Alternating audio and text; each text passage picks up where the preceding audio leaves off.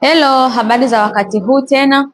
Ukiwa na dalili hizi, ujue bega lako lina changamoto. Ukiwa unapata maumivu makali kwenye bega, ujue una shida.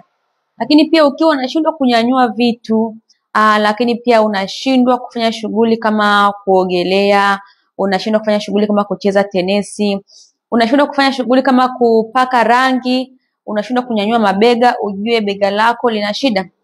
Na unakuta maumivu yanakuwa ni makali wakati unafanya mjongeo wa bega kulingana na aidha mashambulizi mabaya bakteria kwenye mkono au kuisha kwa uteute kwenye mkono, au unakuta sababu nyingine nyingi ambazo unapata. Lakini unapata maumivu makali wakati wa kulala, unapata maumivu makali ya bega linaanza unakuwa linatoa sauti, ujue una shida. Kwa hiyo fanya utaratibu, punguza shughuli ili uwe na mjongeo mzuri wa bega lako. Asante.